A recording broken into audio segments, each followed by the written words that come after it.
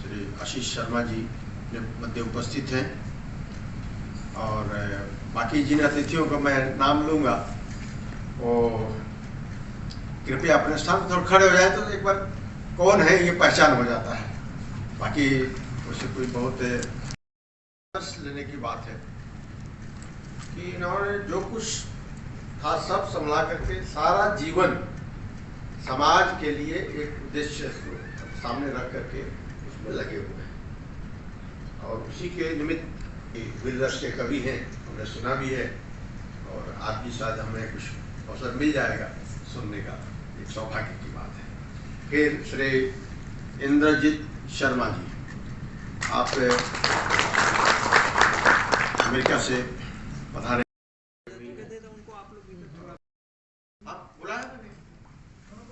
आइए आइए आप लोग आइए। संजय कुमार जी, आर.के. नंदा जी, श्री शिव दयाल वर्मा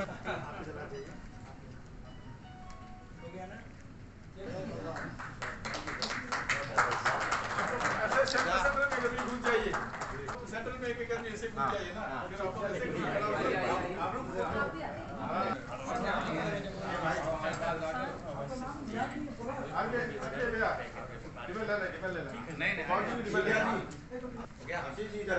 इनको सेंटर में लेके आओ। चलिए आप सेंटर पे आइए। हमारे सर हैं पब्लिक डिमांड है। आइए आइए आइए जी, आप ये तो याद आहो भाग्य है बड़े हमारे, है मंच सार्थक है मंच उपकृत, श्रीमान जी जो यहाँ पधारे, है मंच सार्थक। आज गर्वित हृदय है हर्षित, हम आज गर्वित हृदय है हर्षित, आहो भाग्य है बड़े हमारे, है मंच।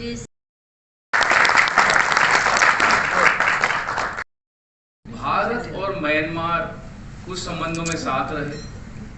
1885 में जब अंग्रेजों ने म्यांमार पर भी कब्जा किया तो उसको भारत में मिला लिया गया और 1937 तक ये भारत मतलब कि ब्रिटिश इंडिया का पार्ट रहा। काफी आदान प्रदान हुए, उससे पहले और हिस्ट्री में तो और आदान प्रदान हुए, लेकिन उस समय ऐसे आदान प्रदान हुए कि यहाँ पर आके लाखों लोग बसे और जो आगे चलते हैं। म्यांमार की 5 कंट्रियों के साथ अपनी बाउंड्री लगती है, जिसमें चीन है, बांग्लादेश है, लाओस है, कंबोडिया है, भारत है। लेकिन जो यहाँ पर इनकी संस्कृति पे भारत का असर रहा वो किसी और का असर नहीं रहा। गौतम बुद्ध जैसे माननीय प्रधानमंत्री ने कहा कि भाई भारत ने युद्ध नहीं दिया किसी को, भारत ने बुद्ध दिया है। तो गौतम बुद्ध जो भारत की पावन धरती से यहाँ आए और यहाँ पे हिंदुस्तान में तो चलिए चल रहा है वो चल रहा है, लेकिन यहाँ पे जिस तरीके से बौद्ध धर्म का पालन करते हैं, आप लगाइए कि ये एक जीडीपी के हिसाब से गरीब देश है, लेकिन इस गरीब देश की इस गरीब राजधानी के अंदर दुनिया का सबसे ज्यादा जो रिचेस्ट पगोडा है वो यहाँ पर है, चिड़ोपन। तो ये दिखाता है कि किस तरीके से अपनी संस्कृति के प्रति इन लोगों के अंदर एक जुनून है, एक जज्बा है जो हमें भी लाना है। यहाँ पे छोटे छोटा आदमी हो, गरीब से गरीब आदमी हो, घर में बच्चे की शादी हो, बच्चा पैदा हुआ कुछ हो, वो जाके पहले सोने की बरत चिपका के आता है। आप जैसे लोगों से मिलेंगे, इनके अंदर आपको एक सौम्यता दिखेगी, धर्म दिखेगा। सुबह जाइए तो आपको देखेगा कि बहुत भिक्षु लाइन से जा रहे हैं, किसी से मांगेंगे नहीं, आप देंगे देंगे, नहीं देंगे नहीं देंगे। अपनी दिक्कतें चलती रहती हैं, हर देश में होती है, किस देश में नहीं है, हमारे भी है, हर जगह है। लेकिन जो अंग्रेजों के गुलाम होने के बावजूद भी इनकी मानसिकता गुलाम नहीं हुई है। यहाँ अंग्रेजी नहीं बोली जाती। आप लोगों ने यहाँ देखा होगा, बाहर जाते हैं अंग्रेजी को दिक्कत रहती है, हिंदुस्तान में नहीं है। हिंदुस्तान में तो अंग्रेजी आती है तो आप पूरा हिंदुस्तान घूम सकते हैं। तो इन्होंने गुलामी को अपनी मानसिकता पे नहीं आने दिया, मानसिकता से गुलाम नहीं हो पाए, अपनी संस्कृति को बचा के रखा। और यही है कि हमारे जो लोग यहाँ आए उन्होंने भी अपनी संस्कृति को बचा के रखा। और इनकी ये बात है कि इन्होंने हिंदू धर्म की संस्कृति को चलते कभी किसी तरीके का भेदभाव नहीं किया। तो हमारे संबंध काफी अच्छे हैं। ये देश अपनी परिस्थितियों से गुजर रहा है, गुजरेगा, चीजें आगे अच्छी होंगी। लेकिन कल्चर जो है, हमारा कल्चर रिलेशन जो है वो हमारा सबसे ज्यादा मजबूत स्तंभ है।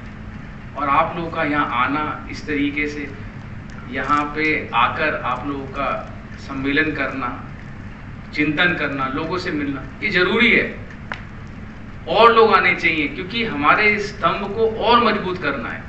और ये स्तंभ ऐसा है कि अगर एक बार आपका जो बोलते हैं हमारा पीपल टू पीपल रिलेशन अगर बन गया तो बाकी सारे रिलेशन, इकोनॉमिक रिलेशन, डिफेंस, सब पीछे आ जाएंगे, कोई दिक्कत नहीं। तो इसलिए मैं आप लोगों का बहुत बहुत धन्यवाद देता हूँ। हमारे डॉक्टर साहब, डायरेक्टर कल्चर सेंटर, उन्होंने इसमें बड़ी मेहनत की, आप लोगों को सबको बुलाया, आप लोग आए यहाँ पे, तो बहुत बहुत धन्यवाद। आज का ये आयोजन है, स्वागत समारोह आप लोगों का है, तो ज़्यादा समय लंबा मुझे नहीं लेना है। और आशीष वचन तो मैं बहुत छोटा हूँ आप लोगों से, तो बड़े आशीष वचन देते हैं। मैं तो सिर्फ साझा कर रहा हूँ अपनी बात, जो मुझे लगता है कि ज़रूरी है। भारद्वाज जी का कल रह गया था, तो आज कम से कम मेरी तो यही एक विनती रही, कम से कम भारद्वाज जी को सुन लिया जाए आज, है? एक सोलो परफॉर्मेंस। तो चलिए, बहुत बहुत धन्यवाद देवमुनि जी। और जैसे इसमें मैं एक और बात कहना चाहूँगा कि जैसे संस्कृति हमारी, हमारे संस्कार, ये सब तो मोती हैं, इन्हें पिरोए हुए हैं आप सब लोग, वो माला ही बनी हुई है इसमें। यहाँ पर जो सबसे, यहाँ पे आप देखिए कि यूपी बिहार से जो लोग हैं वो एक बड़ा तबका है, और एक बड़ा तबका है जो हमारा तमिल तबका है। ये दो बड़े तबके हैं। लगभग मान लीजिए कि 10-11 लाख के करीब तमिल, मान लीजिए 7-8 लाख 9 लाख के करीब यूपी बिहार के जो लोग हैं हमारे, वो बाकी 1.5-2 लाख में और अलग अलग जगह से। तो उस सब, इन सब को है तो सारे भारतीय, संस्कृति एक है, सब चीज़ है, भाषा ही तो अलग है। वो तो भाषा तो हर जगह अलग होती है। भाषा तो हमारे यहाँ से अगर पश्चिमी उत्तर प्रदेश से कोई पूर्वी उत्तर प्रदेश चल जाए तो उसी समझ नहीं आएगा क्या बोल रहे हैं। बोली है तो बोली, तो कोई दिक्कत नहीं। तो उसको जो पिरोए है, उस धागे का बड़ा महत्व है। और यहाँ पे जो मैं देख रहा हूँ, जितना मैं समझा है, वो धागे का जो कार्य है बड़े अच्छे तरीके से वो हमारे डॉक्टर रामनिवास जी कर रहे हैं। तो इनके लिए मैं चाहूँगा कि सही में ताली किया जाए और ये काम आगे चलता रहे। आप लोगों का दोबारा से बहुत बहुत स्वागत। अभी कुछ दिन आप लोग और हैं, देखिए, समझिए चीज़ों को, फिर हमें बताइए भी क्या चीज़ें आपको लगती हैं कि किन चीज़ों पे हमें काम करना चाहिए। और देवमुनि जी, आप लोगों का दोबारा बहुत बहुत धन्यवाद। नमस्कार। के दो शब्द हमारे म्यांमार यूपी बिहार एसोसिएशन के अध्यक्ष श्रीमान आदरणीय देवमुनि वर्मा जी से निवेदन करूंगा कि वो स्वागत के दो शब्द सुनाएं। हम लगता है मुझे दो शब्द के बजाय एक शब्द ही बोलना उचित लगता है। स्वागत का इन्होंने दो शब्द कहा, स्वागत के लिए बहुत सारी बातें हो गई है। आज का ये अवसर प्रदान करने के लिए श्री आशीष कांदवे जी का मैं सबसे ज़्यादा आभारी हूँ कि हमारे जो भी बंधु नज़दीक से आप सबसे परिचय नहीं हो पाया था, कल तो स्टेज पे दूर थे, आज कुछ नहीं भी आ पाए थे, आज उनको कुछ मौका मिल जाएगा सुनने का। और आशीष कांदवे जी के योजना से हमारे साथ आप सब यहाँ पधारे, इसके लिए आप सभी का भी हृदय से स्वागत है, आभार है, धन्यवाद है, अभिनंदन है। समय बहुत कम बचा है, इसलिए मैं अधिक समय कुछ यूपी बिहार के संबंध में भी नहीं कहना चाहता हूँ, क्योंकि ये अभी मामना साहब बता गए कि यहाँ क्या संख्या है, क्या स्थिति है। दरअसल हम लोग एक प्रकार से रंगून में विस्थापित हैं। देरावली चौथका हम लोगों का मूल स्थान वहाँ है। 95% जो यूपी बिहार रंगून में है वो सब वहीं से आए हैं। रंगून में बसने वाले बहुत कम हैं जो आज बचे हैं। सारे लोग किसान वर्ग और गरीब तबके के थे जो गन्ना और धान का खेती करने के लिए यहाँ आए थे। आज 1910-20 के लगभग में तीसरी चौथी जनरेशन हम लोग आज रंगून में आके धीरे धीरे शिफ्ट होते गए हैं। जैसे यूपी बिहार से दिल्ली में लोग जाते हैं वैसे ही आए हैं। तो अभी भी हमारा 90% लोग यहाँ के छोटे छोटे उपनगरों में हैं। 10% लोग थोड़ा सक्षम और व्यापार इत्यादि में हैं। थोड़ा सा साहित्य जो यहाँ हम लोग ने संस्थाओं के माध्यम से अपने समाज के बारे में, अपने साहित्य के बारे में कुछ लिखा गया है, वो मैं टेबल पर रखा हूँ। ये सारी बात लिख करके बताने में बहुत ये होगा। तो कार्यक्रम के बाद मैं आग्रह करूँगा कि आप सभी उसे थोड़ा एक नज़र देखिए। कोई आपके समझ में आपके काम की हो तो आप अपने संज्ञान में रखें, ताकि भारत में भी हमारी उपस्थिति वहाँ बनी रहे कि बर्मा में क्या हालत है। और इसी दो शब्दों के साथ मैं चाहूँगा कि अगला कवियों का जो गीत सुनने के लिए सब इंतजार कर रहे हैं, उसके तरफ कार्यक्रम बढ़ाने के लिए आप आज्ञा करें। भारत से आए अतिथियों में से डॉक्टर रविंद्र शुक्ला जी से मैं निवेदन करूंगा कि वो अपना 2 शब्द रखें। भारतवर्ष से आए मेरे आत्मीय भाइयों बहनों, और यहाँ पर जो भारत से हमारे अपने परिवार के लोग वर्षों पहले आए, यहाँ पर जिसको विस्थापित शब्द प्रयोग किया गया, वो स्थापित हुए यहाँ पर और उन्होंने हमारे सम्मान को जीवित रखा। इसके लिए आप सबका अभिनंदन करता हूँ, वंदन करता हूँ, प्रणाम करता हूँ आपको। कल मैंने सनातन धर्म के संबंध में, चूंकि वो कल हिंदी के ऊपर व्याख्यान था, तो स्वाभाविक रूप से बहुत उतनी वार्ता नहीं हो पाई। लेकिन ये समझने की आवश्यकता है कि दुनिया के अंदर जितनी भी उपासना पद्धतियां हैं, दुर्भाग्य से या अज्ञानता के कारण हम सब उनको धर्म कह के संबोधित करते हैं। वास्तविकता में धर्म यह उपासना पद्धति नहीं है। स्वाभाविक है, यह भी आप लोग जानते होंगे कि धर्म शब्द की उत्पत्ति ये भारतवर्ष में हुई है। दुनिया में और कहीं धर्म शब्द की उत्पत्ति नहीं हुई। रमाई चलो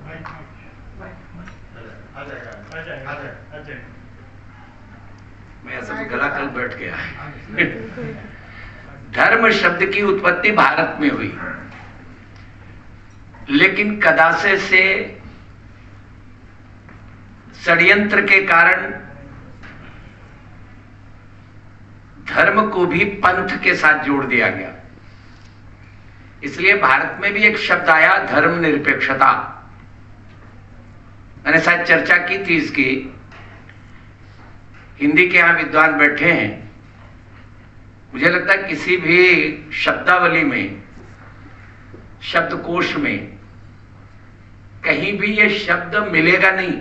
अब कहीं लिखा गया हो बात अलग है, ये हो नहीं सकता शब्द। मैंने कल भी कहा था कि धर्म यानी ये एक जीवन पद्धति, एक आदर्श आचार संहिता। ध्र धातु में मन प्रत्यय लगा करके संस्कृत भाषा से शब्द की उत्पत्ति हुई है। जो भी शब्द वहां से जन्मा है उसके बहुत गूढ़ार्थ हैं, लेकिन दुर्भाग्य से मैंने कहा ना, षड्यंत्र के कारण उपासना पद्धति को भी धर्म कह दिया गया। दुनिया में एकमात्र धर्म है, एकमात्र धर्म है, उस धर्म का नाम है सनातन धर्म, जिसके हम अनुयायी हैं। और ये सनातन धर्म सनातन क्यों कहते हैं? क्योंकि इसको किसी ने पैदा नहीं किया। सृष्टि का अवतरण जब हुआ इस धरती पर, विधाता ने तय किया कि एको हम बहुश्यामी। उस समय स्वाभाविक रूप से प्रकृति के साथ, सृष्टि के साथ जो जो अवतरण हुआ, जो नैसर्गिक मूल्यों का धरती पर अवतरण हुआ, वो सारे नैसर्गिक मूल्य ये हमारे सनातन धर्म के अंतर्गत आते हैं। दुनिया में जो भी है उसका अपना धर्म है, जो भी है उसका अपना धर्म है, प्रकृति का एक धर्म है। अगर कोई वायु हम लेते हैं तो वायु निश्चरण करने का धर्म, निश्चित करने का धर्म भी किसी का है। और इसलिए हमारा बाकी सबके साथ अन्योन्याश्रित संबंध है। दुनिया के अंदर कोई भी चीज ऐसी नहीं जो हम करते हैं। आप क्या नहीं लेते किससे? एक कहानी सुनाकर के अपनी वाणी को विराम दूंगा, आप समझ जाएंगे क्या है। एक बच्चे के दिमाग में आ गया कि मैंने जो मेहनत करके आईएएस अफसर बना हूं, ये मैं अपने आप बनाऊं। मैंने इसमें बड़ी कोशिश की है और इतनी मेहनत की, मैंने रात दिन एक किया। उनकी वो जब घर पे आया तो पिताश्री सबको मिठाई बांट रहे थे, कुछ मंदिर में चढ़ावा चढ़ा रहे थे, कुछ भंडारा कर रहे थे, तो वो नाराज होने लगा। ये क्यों कर रहे हो? इसकी क्या जरूरत है? मैंने तो अपनी दम पर यह प्राप्त किया है, मैंने इतनी पढ़ाई की, मैंने इतना। उसके पिता ने उसे समझाया ये ठीक है। उससे कहा कि जाओ गाय को चारा डाले आओ। बोले मैं क्यों चारा डालने जाऊं? इसके लिए मैंने पढ़ाई की है क्या? नहीं, उसका भी योगदान है। उसे कैसे योगदान है? तो उन्होंने गिनाना शुरू किया। ये बताओ तुमने जब पढ़ाई की कहां से की? बोले कि नेट पे बहुत सारा सर्च किया, ये वीडियो आए, ये ऐसा हो गया। तो कहले वीडियो आए कहां से? ये नेट कहां से आया? किसी ने तो मेहनत करके वो वीडियो डाले होंगे। उन वीडियो को तुमने पढ़ा, फिर जब तुम पढ़ते थे तुम्हारी माँ तुमको रात में तुम्हारी चिंता करती थी कि नहीं करती थी? और जो दूध पीते थे वो किसका था?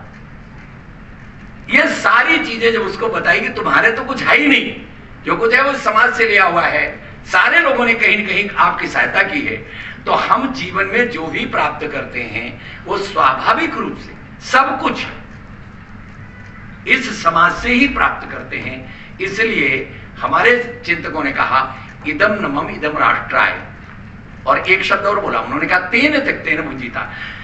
आप केवल इसके कस्टोडियन हो, मालिक नहीं हो। दुर्भाग्य से हम अपने आप को मालिक समझने लगते हैं। ये संपत्ति हमारी, ये लड़का हमारा, फलाना हमारा। भारत के यही चिंतन को हम धर्म कहते हैं। इसमें अगर बहुत संक्षेप में कहना हो तो हमारे यहाँ 4 जो वर्ण बनाए गए, ब्राह्मण, क्षत्रिय, वैश्य, शूद्र, ये जन्मना नहीं है, ये कर्मणा है। अगर गीता को उठा के देखें, चातुर्वर्ण में मया सृष्टा गुण कर्म विभागशः। अगर मनुस्मृति का पहला अध्याय लें, उसका 1 से 10, 1 से 11वां श्लोक, जन्मना जायते शूद्रः संस्कारात् उच्यते। सभी शास्त्र केवल कर्म के आधार पर वर्ण की व्यवस्था करते हैं। अगर आशीष जी ध्यान देंगे तो आज भी क्लास 1, क्लास 2, क्लास 3, क्लास 4 है, तो एक ही घर में हो सकते हैं। यही स्थिति उस समय थी। इसको दुर्भाग्य से, यह भी षड्यंत्रपूर्वक जातियों में बांट दिया गया पूरे समाज को। इस धर्म को यह समझने की आवश्यकता है कि अगर धर्म हम पालन करते हैं, अर्थात हम अपने कर्तव्य का पालन कर रहे हैं, और ये जो अगर हमारे अंदर नहीं है तो मनुष्य नहीं है। मनुष्य का अर्थ है हम अपने धर्म का पालन करें। सर्वधर्म परित्यज परित्यक, सब धर्मों को छोड़ दो, और माम अनुस्मरम युद्धचा। मतलब क्या है? मैंने उस दिन भी कल कहा था शायद, तत्त्वमसि, जो आप हैं वो वही हैं, मैं अहम ब्रह्मास्मि, मैं भी वही हूं, आत्मा हमारे अंदर है। ये सब है कि ये हमारा चिंतन है, और इसीलिए हम सब दुनिया को आत्मसर्वभूतेषु कह करके सम्मानित करते हैं, और ये कहते हैं सिया राम में सब जग जानी। इसीलिए हम दुनिया के प्रति संवेदनशील हैं। इसीलिए भारत ने आज तक किसी पर युद्ध नहीं थोपा। आज तक भारत कभी तलवार लेकर नहीं निकला, कभी नहीं कन्वर्जन नहीं किया। लेकिन दुर्भाग्य है, अतिशय उदारता हमारे लिए बड़ी घातक हो गई है। समझने की आवश्यकता है, जहां उपासना पद्धतियों का आग्रह है, वो उपासना पद्धतियों का आग्रह केवल और केवल पंथ है, मजहब है, संप्रदाय है, रिलीजन है, धर्म नहीं है। मैं बहुत ही आदर के साथ आमंत्रित करता हूं आदरणीय श्री प्रेम भारद्वाज जी।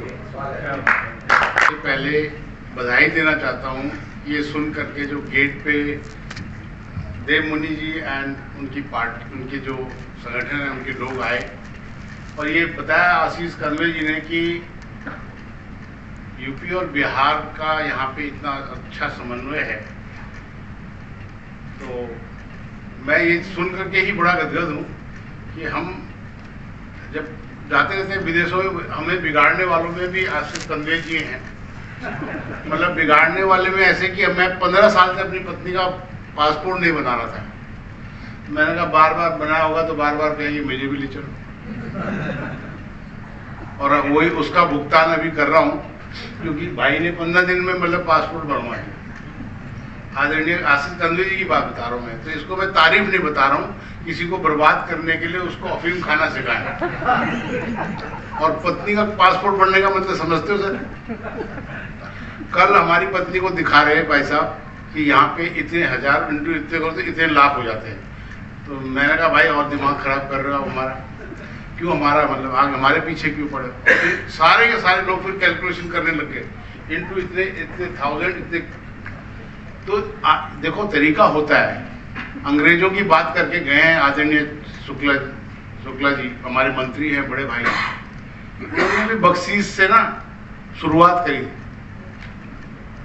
तो मैं भाषण देना नहीं आज तो उनका की बात हुई है।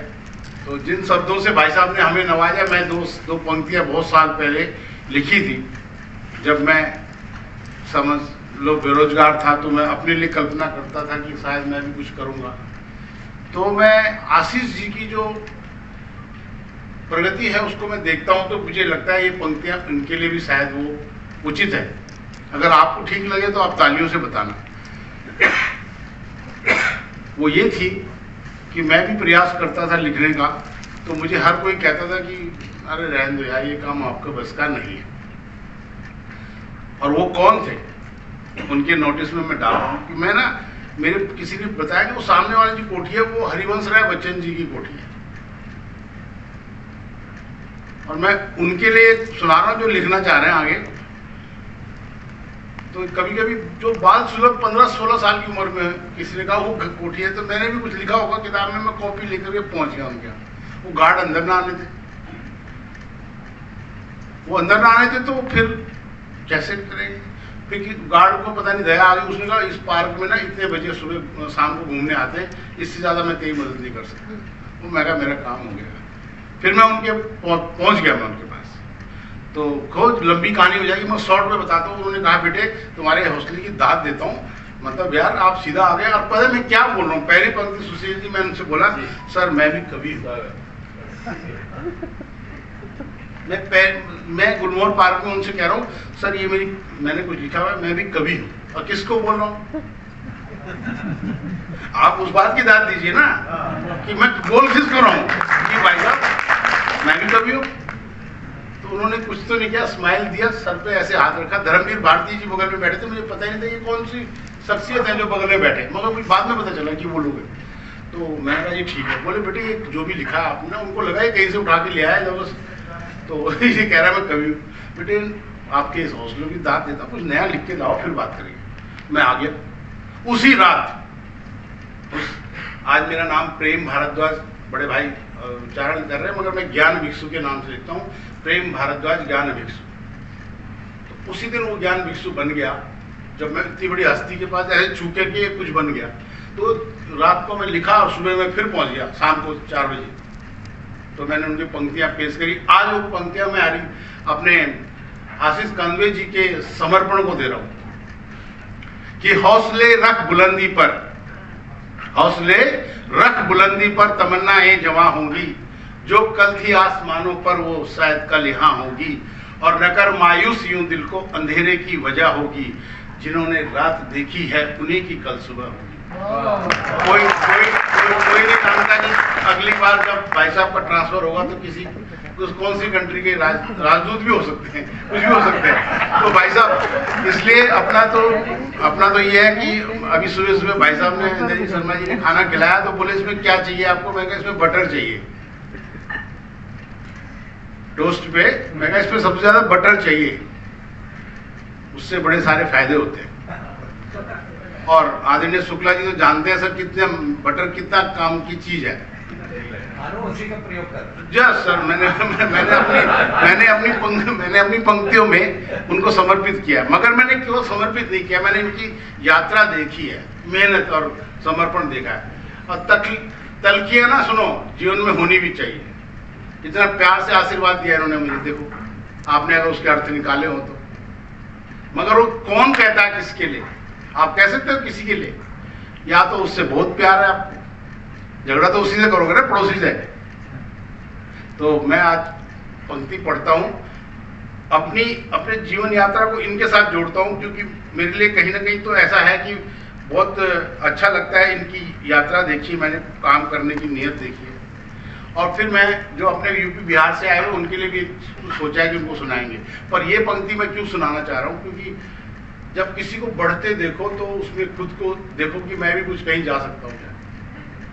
तो मैंने अपने को जब कवि बनने की कल्पना करी तो ये कविता लिखी थी, आदरणीय कांबे जी को समर्पित करते हुए। ये लिखा था कि नहीं मालूम कि मेरा यहाँ कब तक ठिकाना है, नहीं मालूम कि मेरा यहाँ कब तक ठिकाना है, भीड़ है बहुत और मुझे सबसे निभाना है। नहीं मालूम कि मेरा यहाँ कब तक ठिकाना है, भीड़ है बहुत और मुझे सबसे निभाना है। शुक्ला जी गौर करें कि रेत के घर बना करके मैं खुद ही तोड़ देता हूं, रेत के घर बना करके मैं खुद ही तोड़ देता हूं, मैं खुद ही तीर बनता हूं, मेरा खुद पर निशाना है। रेत के घर बना करके मैं खुद ही तोड़ देता हूं, मैं खुद ही तीर बनता हूं, मेरा खुद पर निशाना है। और जो मैं गुण इनमें देखता हूं उसको मैं अपने शब्दों में कह रहा हूं कि क्षण भर का ये जीवन, क्षण भर का ये जीवन किसी के काम आ जाए, क्षण भर का ये जीवन किसी के काम आ जाए, इसी मकसद से जीता हूं, यही मेरा तराना है। ये कल्पना करी थी 1986 में, सोचा था कि कभी कुछ बनूंगा तो मैं ये सुना सकूंगा, क्या मैं सुनाने लायक बनूंगा।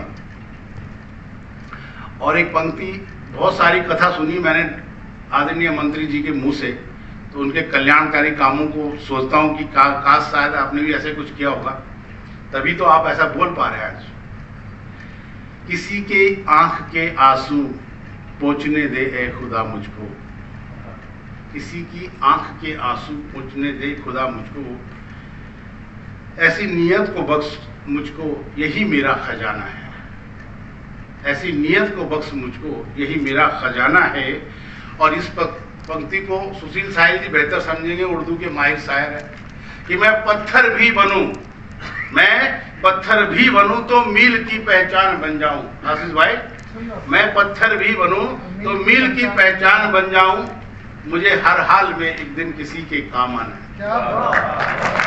और इस मकसद से मैं चला था।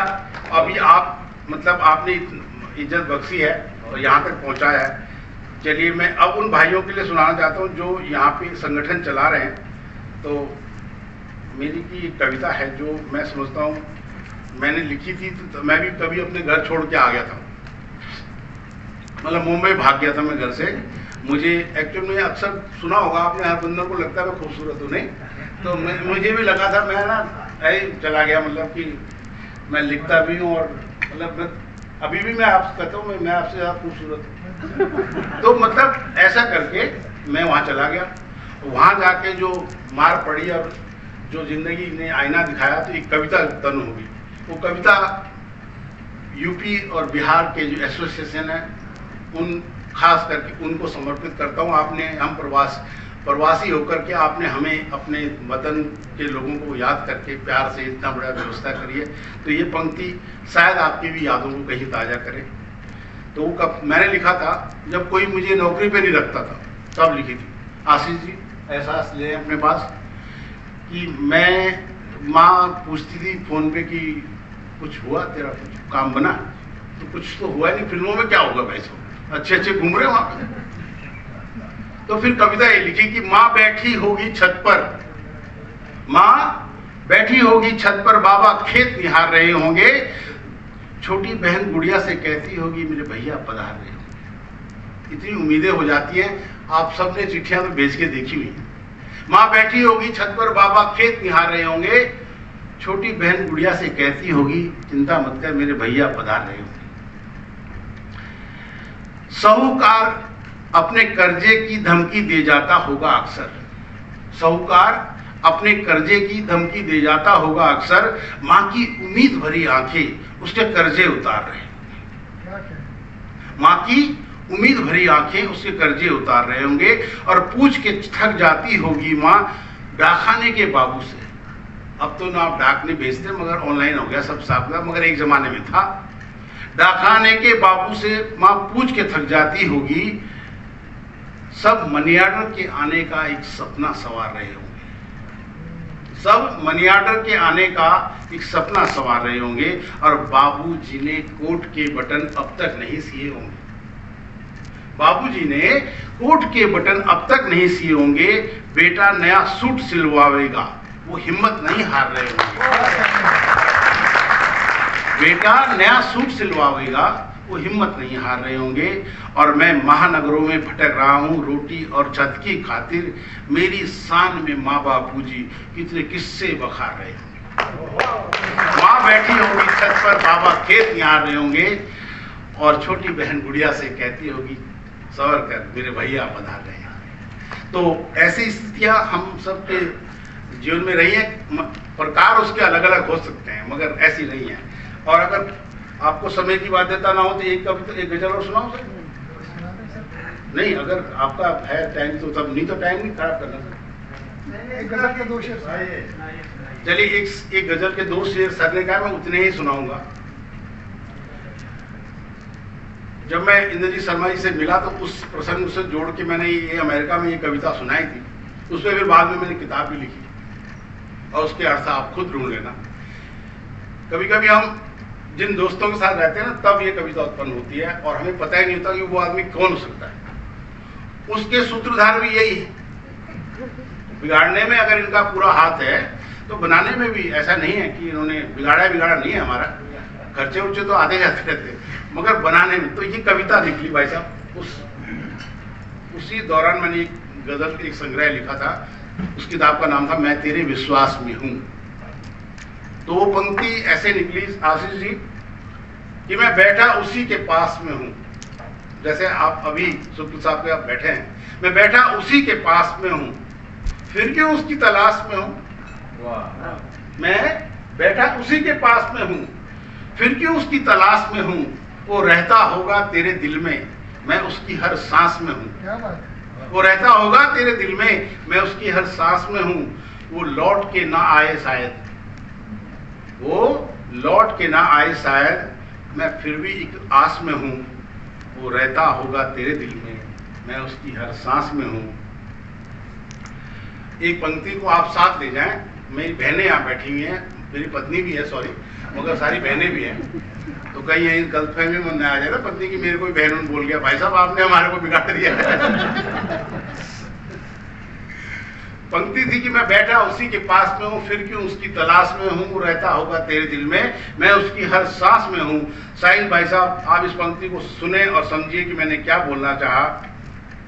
कुछ होना उसके हाथ में है, कुछ भी होना उसके हाथ में है, मैं बस एक प्रयास में हूँ। कुछ होना उसके हाथ में है, मैं बस एक प्रयास में हूँ।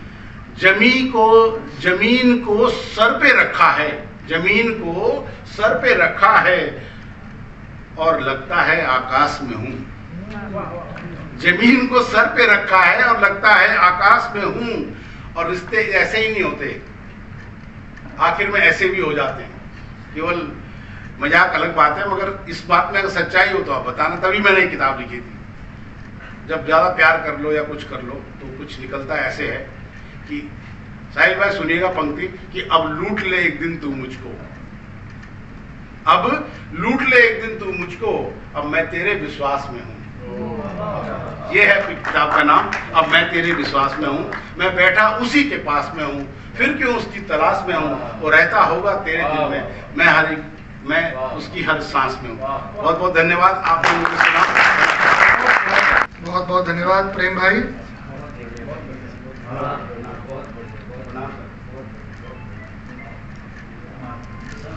विश्वास में हूँ।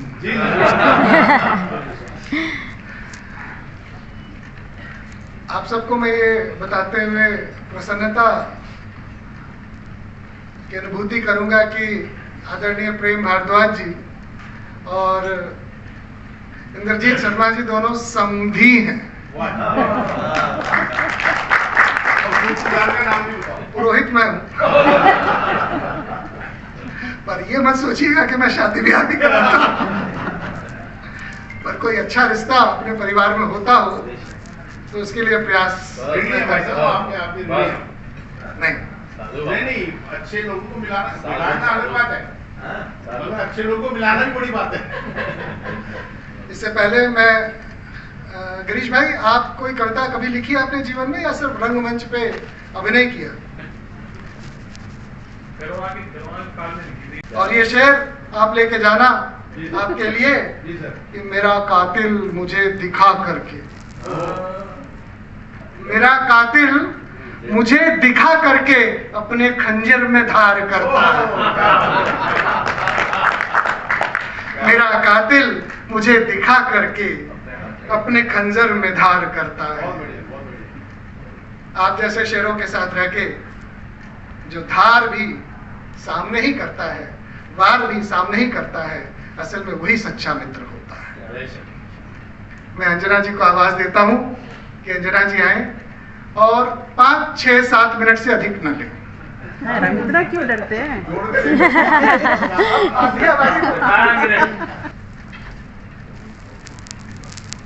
आशीष जी बहुत धन्यवाद।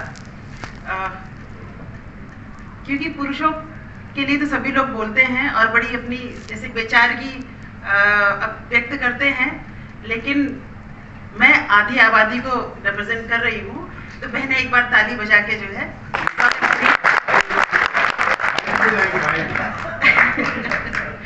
तो मैं आपको बता दूं कि दीर्घ अक्षरों से मिलकर जो शब्द बना वह नारी है।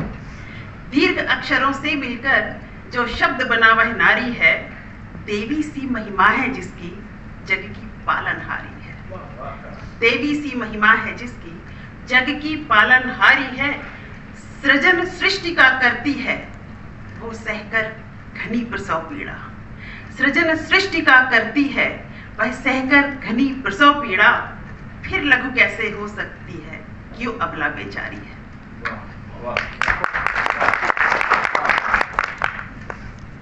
और ये बेचारी जो है, हाल ही के दिनों में जो बांग्लादेश में जो घटना हुई, या हमारे देश में भी बहुत सारी ऐसी घटनाएं होती रहती हैं जो मन को द्रवित करती हैं। मैं नारियों को आवाज देती हूँ कि अपनी शक्ति को पहचानो, अपने अंदर की ताकत को पहचाने। और हम में कितनी ताकत है, आपके अंदर जोश भरती हुई पंक्तियां सुनाती हूँ, सुनेगा कि गुस्ताखियां कोई हरगिज न करना, गुस्ताखियां कोई हरगिज न करना, पड़ेगी ये कोशिश भारी वगरना। गुस्ताखियां कोई हरगिज न करना, पड़ेगी ये कोशिश भारी वगरना। मैं भारत की नारी हूं फौलादी हिम्मत। मैं भारत की नारी हूं फौलादी हिम्मत। सीखा नहीं मैंने मुश्किल से डरना, सीखा नहीं मैंने। तालियां बजाते रहिए, आप ही लोगों को जोश आना चाहिए। मैं भारत की नारी हूं फौलादी हिम्मत। सीखा नहीं मैंने मुश्किल से डरना। मुझे मेरी माँ ने सिखाया है दुनिया में, मुझे मेरी माँ ने सिखाया है दुनिया में, हालत से सामना डट के डरना। मुझे मेरी माँ ने सिखाया है दुनिया में, हालात डर के नहीं बैठना चाहिए, अपनी ताकत को पहचानो। मुझे मेरी माँ ने सिखाया है दुनिया में, हालात से सामना डट के करना। बल है बला का, बल है बला का, मैं अबला नहीं हूं। बल है बला का, मैं अबला नहीं हूं, मगर मेरी फितरत है बनना संवरना। बल है बला का, मैं अबला नहीं हूं, मगर मेरी फितरत है बनना संवरना। करूं सृष्टि सर्जन, और एक चीज देखिएगा कि शक्ति, आदि शक्ति जो है वो भी नारी है। तो नारी अपने आप को शक्ति हमेशा समझे। और जो शिव है हमारे, कहते हैं कि शिव जो है जब शक्ति उनसे मिलती है तब वो शिव होते हैं, अन्यथा वो शव होते हैं। करूं सृष्टि सर्जन, जन्म प्राण को दूं, परम धर्म है मेरा शिव शव को करना। परम धर्म है मेरा शिव शव को करना। हम ही तो सर्जक हैं।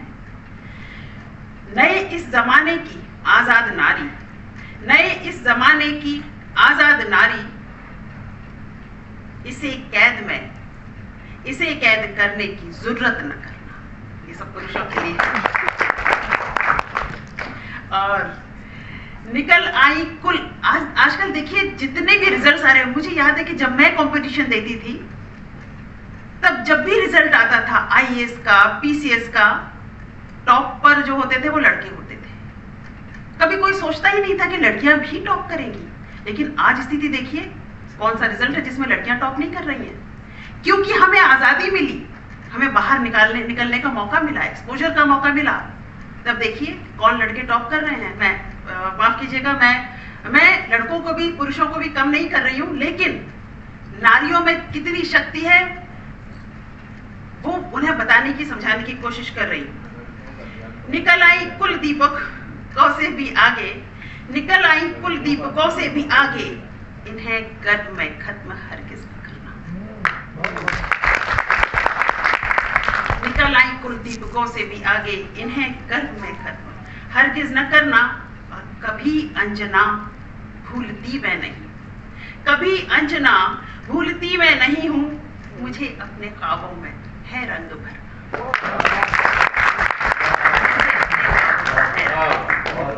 हो गए। और एक चिंगारी घर के है, एक चिंगारी घर के मेरे है करीब, एक चिंगारी घर के मेरे है करीब, आप चाहें तो उसे हवा कीजिए। आइए खुशी। धन्यवाद मेरे भाई। बड़ा ही अच्छा लग रहा है कि बिहार यूपी एसोसिएशन में हमें ये सर्फ हासिल हुआ है कि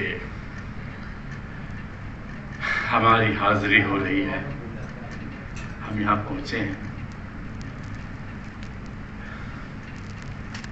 कल मैंने बहुत सारी कविताएं पढ़ी थी। मैं वादा करता हूँ कि उसमें से एक भी नहीं दोहराऊंगा, जो भी पढ़ूंगा नया पढ़ूंगा। मैं यहाँ जब भी देखता हूँ बड़े बुजुर्ग भी सबसे पहले हाथ जोड़ लेते हैं, सबसे पहले नमस्कार करते हैं। मैं वहीं से चंद पंक्तियाँ निवेदन करता हूँ। हमारे पुरखे आए थे पत्थर तोड़ने के लिए, खेतों में काम करने के लिए, जो कितना बड़ा साम्राज्य बनाया। तो मैं इन्हीं बातों को रख के चार पंक्तियाँ आपके सामने रखता हूँ कि जिसने पहले नमन किया होगा और उसका दिल वाकई बड़ा होगा।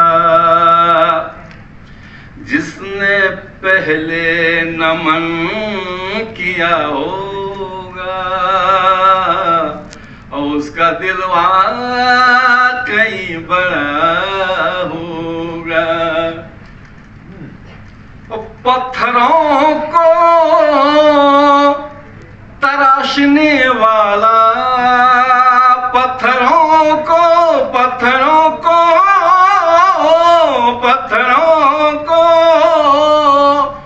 तराशने वाला, ने सगरे सनी सगम पगम पनी पम पगम पगम पनी सानी सगरे ससानी पम पगम प। पत्थरों को तराशने वाला, पत्थरों को तराशने वाला, खुद किसी मोम का बना होगा, खुद किसी मोम का बना होगा। हमारे प्रेम भाई और हमारे आशीष भाई दोनों बड़े गहरे मित्र हैं, बड़े गहरे मित्र। उठा पटके होती रहती है लेकिन बड़े गहरे मित्र हैं। इस मित्रता पर मैं 4 पंक्तियां देता हूं। ये पूछ, कहा जाता है ना कि मित्र जब जरूरत में काम आए जो वही मित्र है। A friend in deed is a friend in need. ये पूछ हालत गुर्बत में काम आएंगे, गुर्बत गरीबी को कहते हैं। ये पूछ हालत गुर्बत में काम आएंगे, क्या तेरे दोस्त जरूरत में काम आएंगे? क्या तेरे दोस्त जरूरत में काम आएंगे? ये दर्द आहो बुका जाम अस्क सोजे जिगर, ये दर्द आहो बुका रोना धोना, जाम शराब, अश्क आंसू, सोजे जिगर, जिगर का दर्द जख्म। ये पूछ हालत गुर्बत में काम आएंगे, क्या तेरे दोस्त जरूरत में काम आएंगे? ये दर्द आहो बुका जाम अस्क सोजे जिगर, संभाले रखना मोहब्बत में काम आएंगे। संभाले रखना मोहब्बत में काम आएंगे। और ये एक सूत्र वाक्य दे रहा हूं कि हजारों साल से मिट्टी में दफन मुर्दे को, हजारों साल से मिट्टी में दफन मुर्दे को बचा के रखना, सियासत में काम आएंगे। हमारे बहुत सारे बच्चे, बिटिया देखिए अनीता है और इस तरह से बहुत सारे बच्चे हैं। मैं बच्चों के लिए, बेटों के लिए कुछ कहना चाह रहा हूं। 4 पंक्तियां दुआ करता हूं कि इस हंसी पल की सुहानी याद लेते जाइए, इस हंसी पल की सुहानी याद लेते जाइए। आइए बच्चों मुबारकबाद लेते जाइए, आइए बच्चों मुबारकबाद लेते जाइए। हम नहीं हैं टाटा बिरला पर बड़े हैं आपसे, हम नहीं हैं। आइए बच्चों मुबारकबाद लेते जाइए। हम नहीं हैं टाटा बिरला पर बड़े हैं आपसे। हम फकीरों से भी आशीर्वाद लेते जाइए, हम फकीरों से भी आशीर्वाद लेते जाइए। एक गीत की चंद पंक्तियां सुनाता हूं कि आपके लिए गीत।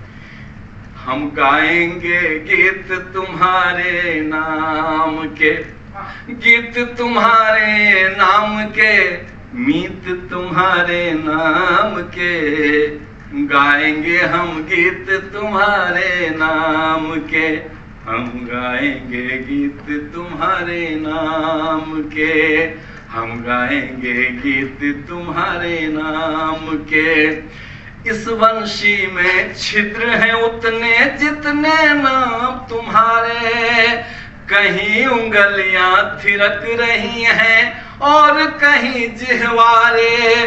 रूप रंग लावण्य सभी नैनों में चारों धाम के।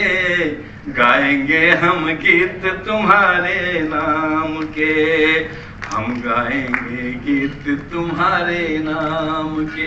और इन पंक्ति का सार जो है वो हमारे सूत्रधार हमारे आशीष भाई से मिलता है कि गाएंगे हम गीत तुम्हारे नाम के। एक अकेला हम चलते तो राह भटक ही जाते, एक अकेला हम चलते तो राह भटक ही जाते। राह भटक जाते तो तुमको कैसे गीत सुनाते। रास्ते में अनजान बटोही मिल गए सासाराम के। गाएंगे हम गीत तुम्हारे नाम के, हम गाएंगे गीत तुम्हारे नाम के।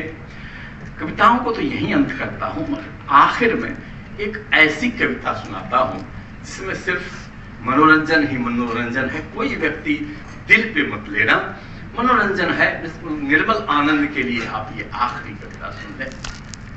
इसका उन्वान है, इसका शीर्षक है संसार का कुत्ता।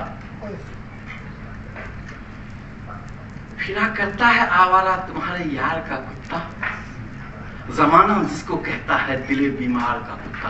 सुनो भौं भौं से इसकी क्या मधुर सरगम निकलती है। सुनो भौं भौं से इसकी क्या मधुर सरगम निकलती है। इसे कहते हैं दुनिया में बड़े दरबार का कुत्ता। सुनो भौं भौं से इसकी क्या मधुर सरगम निकलती है। इसे कहते हैं दुनिया में बड़े दरबार का कुत्ता। न मैं खुलकर कभी रोया नहीं गीला किया टायर, मेरे पट्टे पे ही लिखा था इज्जतदार का कुत्ता। मेरे पट्टे पे ही लिखा था इज्जतदार का कुत्ता। अब बना कागज का है तो क्या, तुम इसके दांत तो देखो। बना कागज का है, बना कागज का है तो क्या, तुम इसके दांत तो देखो। सभी कुत्तों में घातक है यही अखबार का कुत्ता।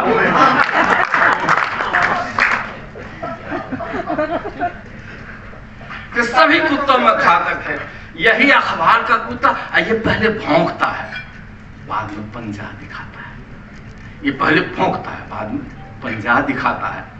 तुम इससे दूर ही रहना है थानेदार का कुत्ता। इसे जितना खिलाओ हर घड़ी भूखा ही रहता है। इसे जितना खिलाओ हर घड़ी भूखा ही रहता है। मियां सबसे अलग होता है साहूकार का कुत्ता। मियां सबसे अलग होता है साहूकार का कुत्ता। जब ही तो शक्ल इसकी हूबहू गधे से मिलती है, कि जब ही तो शक्ल इसकी हूबहू गधे से मिलती है। यहां का हो नहीं सकता है सरहद पार का कुत्ता। यहां का हो नहीं सकता है सरहद पार का कुत्ता। और सभी कुत्ते नजर नीची झुकाकर बैठ जाते हैं। सभी कुत्ते नजर नीची झुकाकर बैठ जाते हैं। गुजरता है गली से जब किसी खुद्दार का कुत्ता, गुजरता है गली से जब किसी खुद्दार का कुत्ता। इसे देखो ये हड्डी दोस्तों में बांट देता है। इसे देखो ये हड्डी दोस्तों में बांट देता है। बड़ा दिल वाला है, होगा किसी फनकार का कुत्ता। इसे देखो ये हड्डी दोस्तों में बांट देता है। बड़ा दिल वाला है, होगा किसी फनकार का कुत्ता। सभी कुत्ते हैं लेकिन खूबियां हैं मुख्तलिफ, सबकी अलग अलग खूबियां हैं। कि सभी कुत्ते हैं लेकिन खूबियां हैं मुख्तलिफ सबकी। कभी एक सार नहीं होता है इस संसार का कुत्ता, कभी एक सार नहीं होता है इस संसार का कुत्ता। और आखिरी पंक्ति पर आशीर्वाद चाहूंगा कि मुहूर्त देखकर जल्दी से कर दूं पीली दुम इसकी।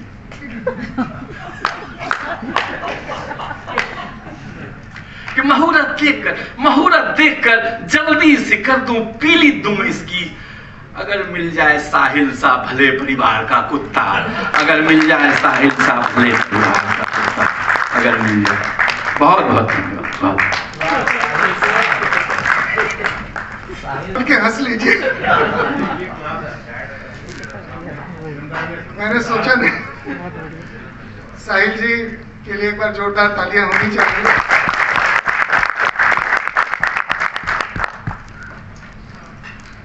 आदरणीय रविंद्र जी, आप कोई एक आध गीत प्रस्तुत करेंगे क्योंकि भोजन का समय हो गया है। पर रामनिवास जी ने कहा कि एक आध गीत आपका भी होना चाहिए। क्योंकि खाने की बात हो गई है तो मुझे भी भूख लग रही है, तो इसलिए बिना भूमिका के पहले मैं गीता को दो दोहे में प्रस्तुत करता हूं। आपको लगे कि हाँ गीता पूरी हो गई, दो दोहों में गीता को बांधता हूं। वर्तमान में जो जिए भूत भविष्य भुलाए, वर्तमान में जो जिए भूत भविष्य भुलाए, सुख उसके आंगन सदा स्वयं दौड़ कर आए, सुख उसके आंगन सदा स्वयं दौड़ कर आए। और निष्काम कर्मयोग, कर्म योग को पा लिया मिले उसे आनंद, कर्म योग को पा लिया मिले उसे आनंद, जो निष्कामी हो गया उसको परमानंद, जो निष्कामी हो गया उसको परमानंद। एक दो बात देना चाहता हूं, मैंने एम्बेसडर साहब क्या दिया था वो बहुत आवश्यक है। भगवान कहते हैं निर्मल मन जन सो मोहि पावा, मोहि कपट छल छिद्र न भावा। हम भगवान को क्या क्या चीजें देते हैं और गर्व का अनुभव करते हैं, मैंने ये किया, मैंने ये किया, मैंने ये किया। कभी ध्यान दिया है आपने कि आपके पास कोई भी चीज आपकी नहीं है, सब उसी ने दी है, लेकिन आपको पता नहीं कहां से गर्व हो गया कि ये हमारी चीज है। ठीक उसी तरह से मैं कभी कभी कहता हूं कि आपके घर में कोई मेहमान आए खाली हाथ और उसे लगे कि मैं कुछ लेके नहीं आया हूं, शर्म महसूस हो, आप थोड़ी देर इधर उधर को गए, आपके ही दीवार से ड्राइंग डिजाइन एक उतारी, ड्राइंग उतारी, एक पेंटिंग उतारी, जब आप आए आपको भेंट करने लगे तो आपको कैसा लगेगा? भगवान के साथ इसी तरह का व्यवहार तो हम करते हैं, कभी ध्यान नहीं देते। लेकिन एक चीज है जिसे हम दे सकते हैं, अगर वो दे दे तो भगवान को प्राप्त कर लेंगे। वो क्या चीज है? आपने स्वयं बनाई है, सुनिए, आपको लगे कि वो संदेश है। जो कुछ मेरे पास है,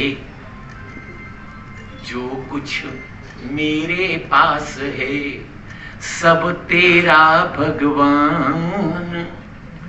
जो कुछ मेरे पास है, सब तेरा भगवान। तुझको अर्पण क्या करूं, ध्यान दीजिएगा, तुझको अर्पण क्या करूं, अर्पित निज अभिमान। तुझको अर्पण क्या करूं, अर्पित निज अभिमान। लेकिन ये बहुत कठिन है, इसलिए प्रार्थना करनी पड़ेगी।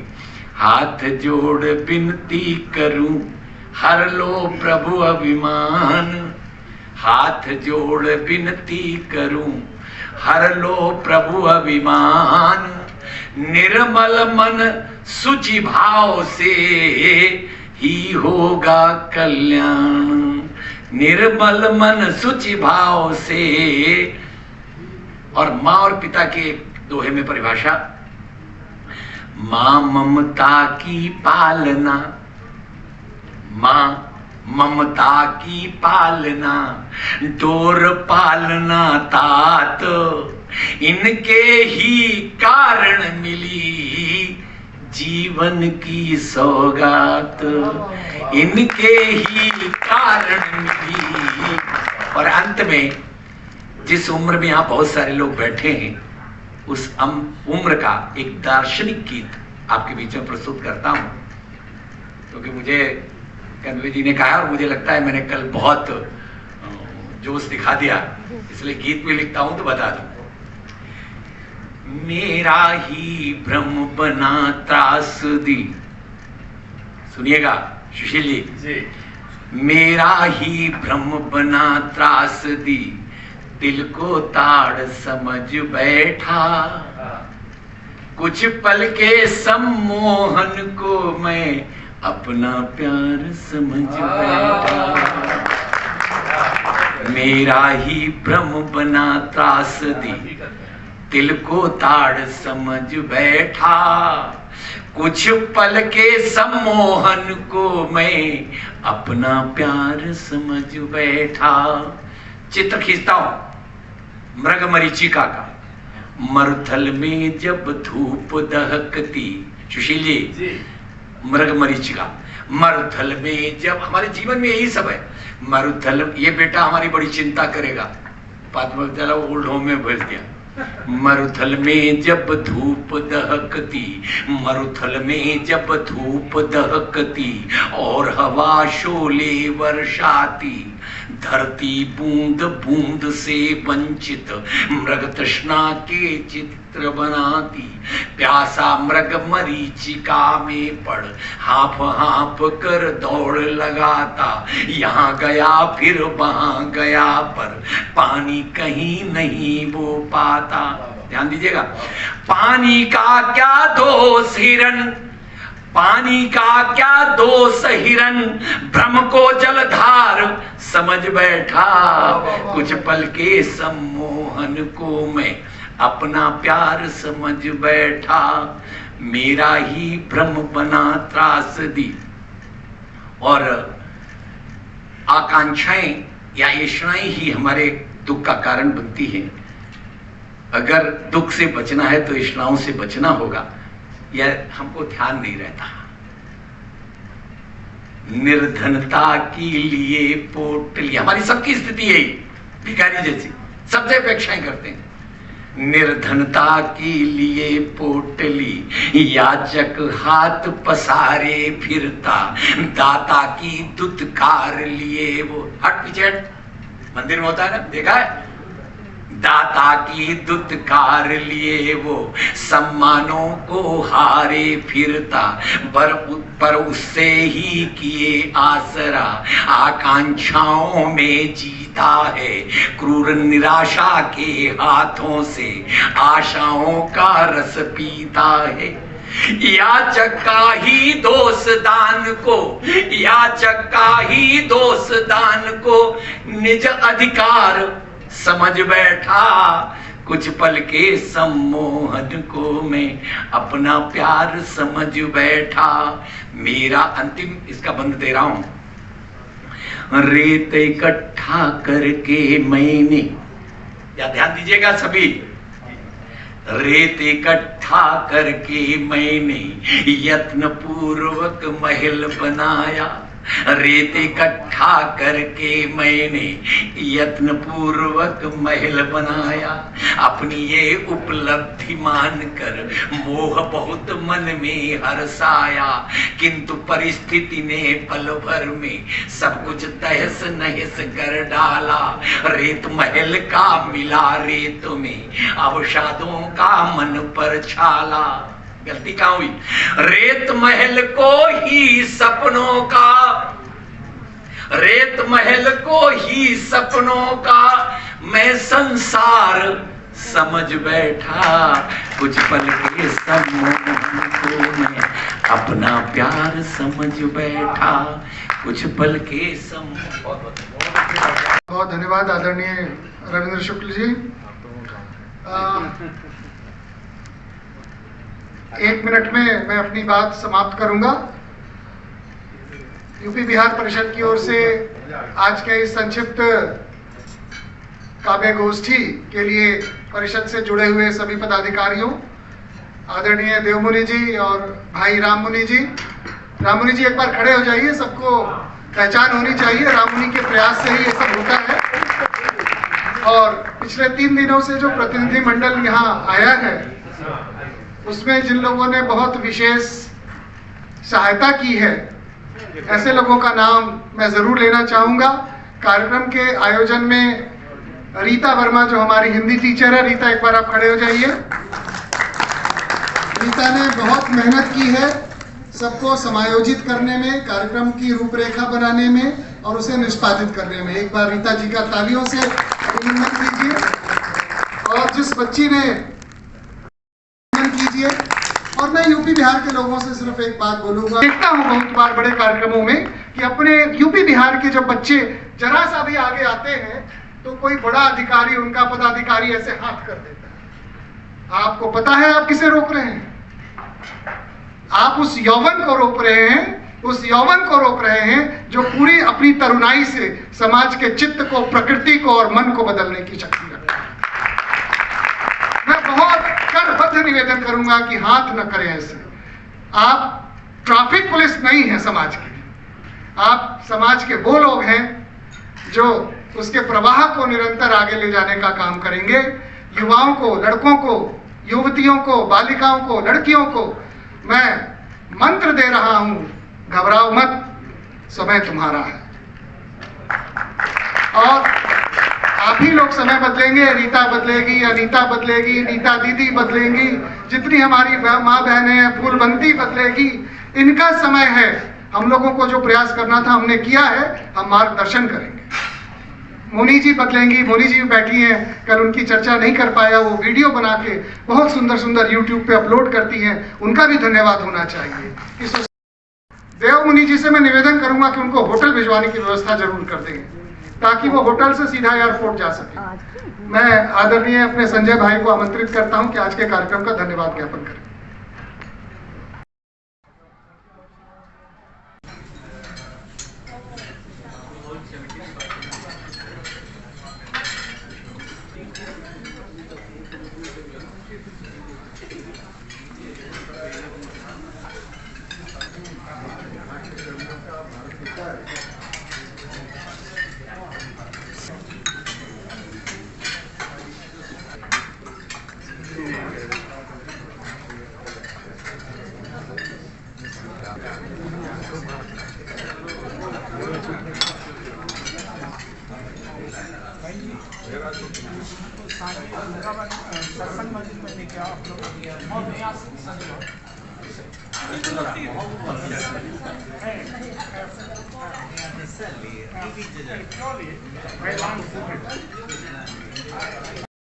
हमारी अम्मा ने देखा यूट्यूब पे जा रहा है। चलो ये बोलिए अपने लाडले को समझाओ, चिट्ठियाँ लिखता फिरता है। हमारी अम्मा ने मिलके फिर हमारी शादी हो गई। और बहन जी आप ये पूछो बहन जी कि मतलब शादी में गए कैसे है? वैसे मैं हमारे यहाँ दूल्हा के पीछे बच्चा बैठता है, जो दूल्हे का दूल्हा होता है, तो मैं घोड़ी में पीछे बैठता था दूल्हे का बचपन में बहुत बार। उस बार मेरे को आगे बिठा दिया तो मैं भी खुश हो गया। मैंने कहा चलो सब देख लेंगे। तो रात को मेरी शादी होगी तो सुबह हमें ले आए वो घर पे। पढ़ते ही थे हम स्कूल में जब हमारी शादी हो गई। बस फिर तो देखो मैंने भी और आखिरी बात भी तो बोलिए। मैंने अपने माताजी को बोला और अपने उनको बोला, जब ये स्कूल में थी इसकी जो आंखें ब्राउन, अब तो रंग थोड़ा ऐसे हो गया काम कर करके, बाल भी भूरे थे काले करवा लिए, रंग भी साफ था, मेरे से इतनी ऊंची भी थी ये, तो मेरी अम्मा ने पैसे वैसे खर्च के मेरे को ठीक करवा दिया। अब अंत आखिरी नहीं बातें जो भी यहाँ बातें हो रही हैं उससे सच्चाई से कोई लेना देना नहीं, वास्तविकता से कोई लेना देना हाँ वास्तविकता से कोई लेना देना नहीं। हम लोग ग्रुप बना के रखे हैं, हरिद्वार गए थे 5 बजे रोज शाम को। हम तो बिगड़े हुए थे, ये अभी मेरे तो हाथ में आप मगर सुबह डिसाइड कर लेते आज ये चलेगा। सुबह डिसाइड होता मीनू कार्ड आपका।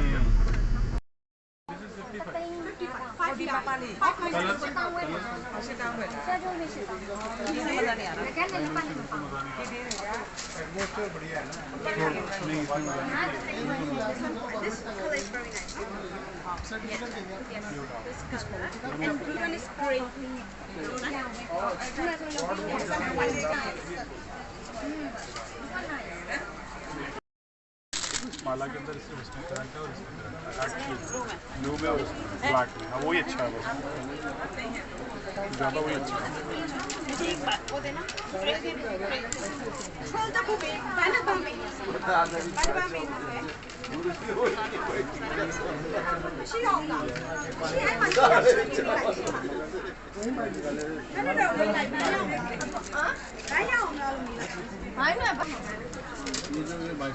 This green nice. Great color. ये निकाला हो रहा है शादी के डाला वो लो कहाँ गया, कौन सा लिया, वाइट लो सबसे बढ़िया।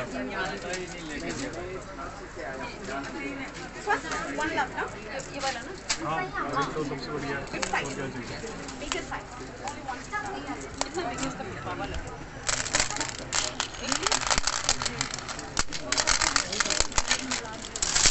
और क्या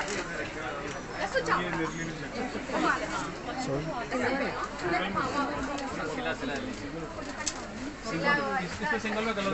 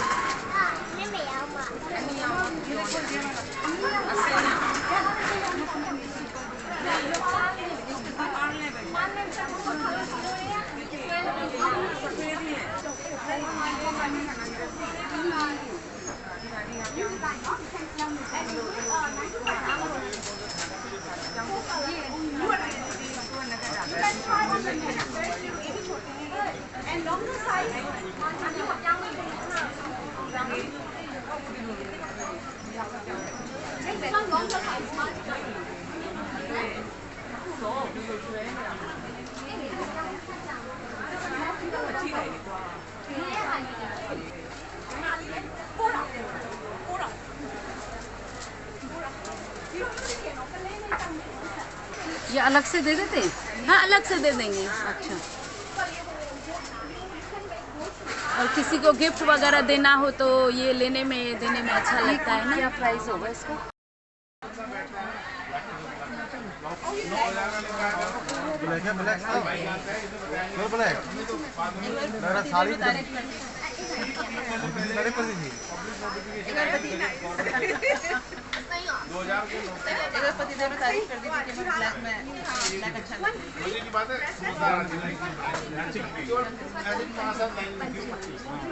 ऊपर लिखा हुआ था कि अगले 3 साल तक के लिए आपको कोई इनकम टैक्स नहीं देना, आप कुछ नहीं देना।